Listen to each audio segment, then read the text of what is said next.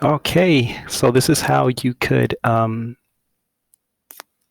this is how a student could use the accessibility features to make the text a little bit larger, so that way they can read the test, the assessment that's in Schoology. So where I'm in right now is a student's point of view. So I'm going to go into my sandbox, and then a little while ago I just created an assessment. Okay, so I'm going to use this one right here. This was the example that I'm going to use for our student. So I'm going to click on the assessment. As soon as the assessment pops up. Okay, so here it is. This is the one that I used a little while ago, so I'm going to resume it. But if this is a student's first time or first attempt, of course they would click on um, start the attempt. Okay, so I'm going to hit on resume, and I used a multiple choice question for this example. And let's see.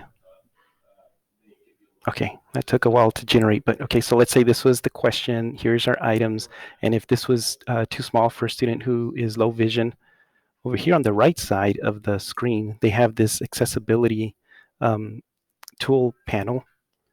And actually, I'm going to move my camera over here so that way you can see what else is available here.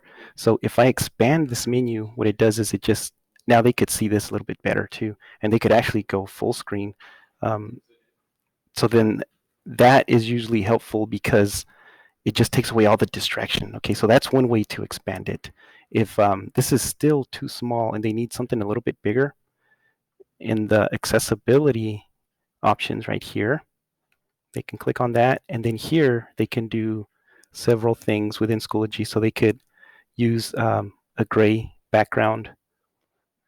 They can turn it purple with light green, black or violet, yellow, and then this is white on black, or what everybody now is calling night mode. Okay, so that kind of helps, but it doesn't help with the size of the text, but it will sometimes help. And then also these are like how these options didn't invert the color, so there are some things that it just doesn't do all the way. Okay, so what I'm going to do is I'm going to change it back to the original black and white, and then over here on these other tabs, so here I can click on that, and then I could change the font size. So I hit huge. I'm going to click OK. So this enlarged it a little bit, and if the student needs it a little bit bigger, they can go into the zoom feature, and then here there's no settings that you can set, but what it does is it gives you some of the suggestions that work on Chrome in general. So if they press the Control and then the plus button, that'll zoom into it even more. If they want to zoom out, they can hit the Control and the minus, and that'll zoom out. And then if they want to just reset it to the default, they just hit Control 0. Okay, so I'm going to demonstrate that really quick. Um, I'm going to hit OK. So right now I'm holding down the Control and I'm hitting the plus sign. Okay, and it's a little laggy, but you can see that I can make it a little bit bigger. Okay. Now, if I want to very quickly minimize it, I'm just going to hit Control and then 0, and then it goes back down to the original font size that I had it on. Okay, and then if I want to make it smaller, I can hit Control and then minus. Okay, and it gets smaller. Okay, so I'm going to hit Control 0 just to put it back to the defaults. Okay, so now I'm going to click on accessibility, and on the font size, because remember we had changed this to huge. So I'm going to put it back on normal. Okay, so this is the default. So that's the regular size. So from here, and then also I'm going to collapse the toolbar. From here, if I hit Control plus, this is another way that I could increase the text size. Okay, I'm going to hit Control minus. Okay, so that makes it smaller. Okay, so this is a really quick way to maximize or minimize the font size on assessments.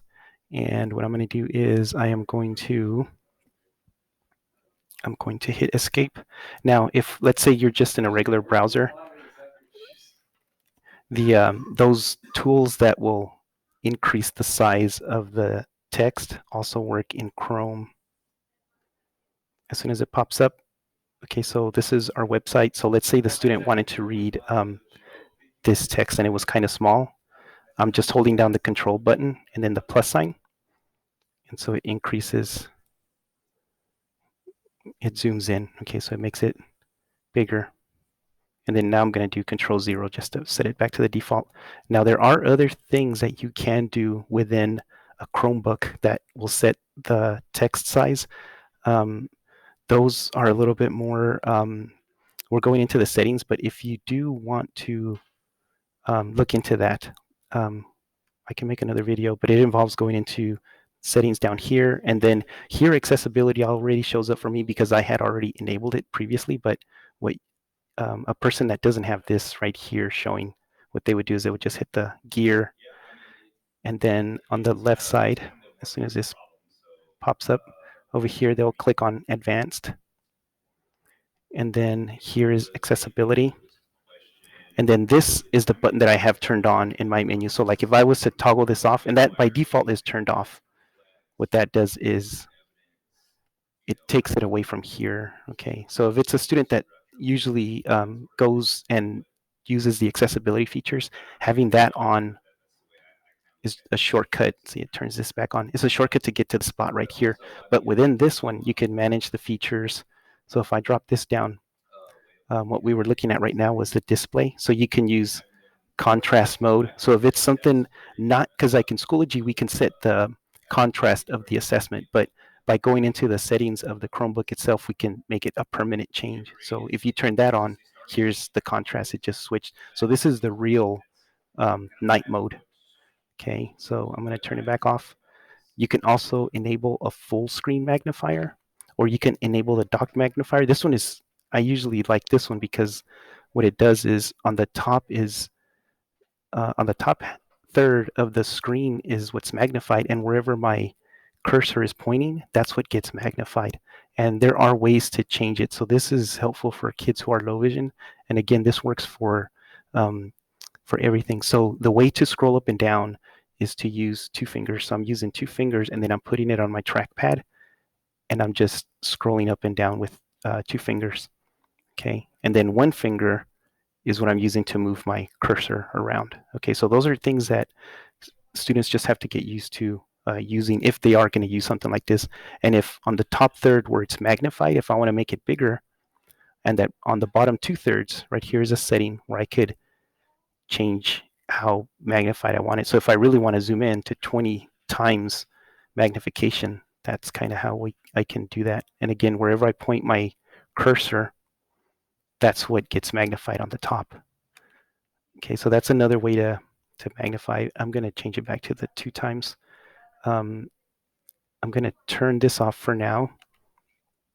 Now the other things here, you can change the text permanently for everything, not just in certain, like in Schoology or whatever. So it takes you here to the font size. So you can change the font size here. Let me go back. I'll close this out, and I think, yeah, here it is. Okay, so I'm back where I was before. And then there are, yeah, I think that's pretty much it as far as for the display accommodations. Okay. All right, so that's two ways that you can do it. So one way is inside of Schoology by using the accessibility feature on the side of the assessment. The other way is using the Chromebook itself. And if the student is using something else like an iPad or a laptop, just a Windows laptop, there are ways that you can do the same accessibility features.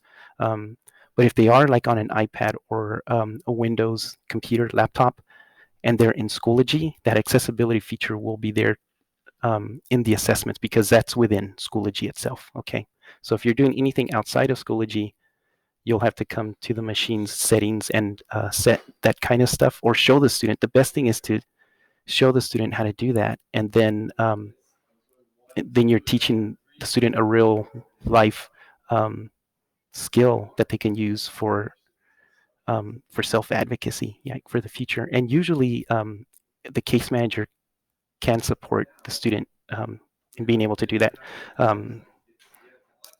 And I think that's pretty much it. If you need anything else, just let me know. I'm happy to help.